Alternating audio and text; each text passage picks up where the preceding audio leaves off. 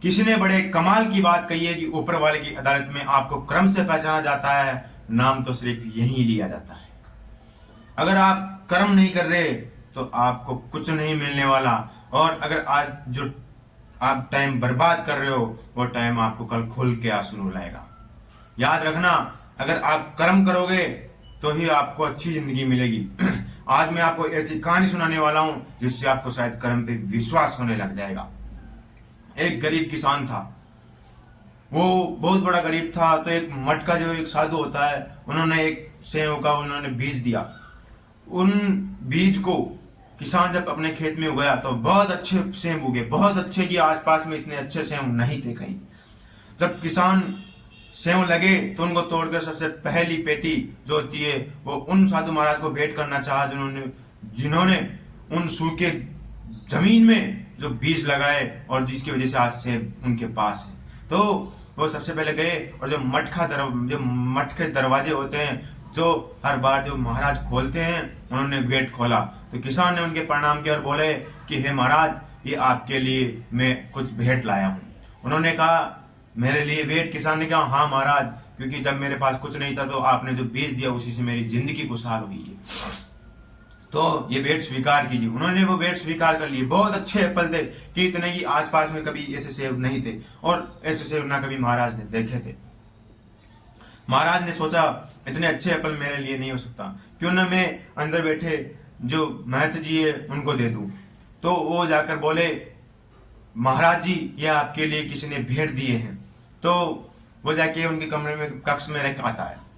तो महत जी जब देखते हैं फलों को, वो सोचते हैं ये भगवान की कृपा है, और इतने अच्छे से वो मैंने पहले कभी देखे नहीं, ये शायद मेरे लिए नहीं हो सकते। जो अभी महाराज बीमार चल रहे हैं मैं उनको दे देता हूँ, उनकी तबीयत अच्छी हो जाएगी। तो उन्होंने वो जो बीमार चल रहे महाराज जी थे उनके कक्ष में पहुंचा दी वो पेटी और बोले कि महाराज, आपके लिए किसी किसान ने भेंट की है ये। उन्होंने देख के आश्चर्यजनक रह गए कि इतने अच्छे से हूं मैंने कभी देखे नहीं।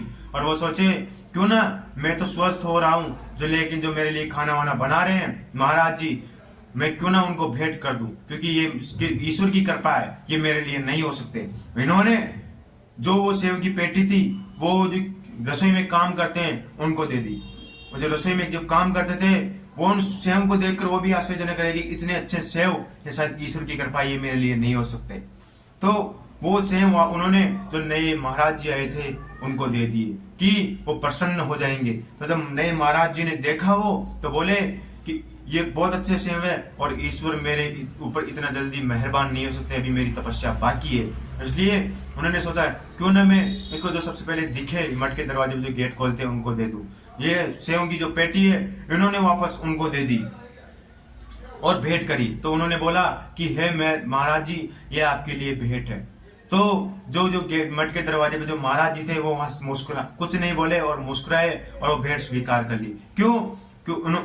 उन्होंने सोचा मन ही मन में कि चाहे भले कितनी भी दूर चले गए हो, ये चाहे कितने भी घूम करके आए हो, लेकिन ये मेरे कर्म में लिखे हुए थे इसलिए मेरे पास आए। उन्होंने ये सोचते हुए फल खा लिए। याद रखना, अगर आप आज अच्छे कर्म कर रहे हो ना, तो वो कर्म चाहे घूम करके चाहे कितना भी समय लग जाए, लेकिन आएगा आपके पास ही। यानी जो आपके अच्छे कर्म है वो आपके पास जरूर आएगा।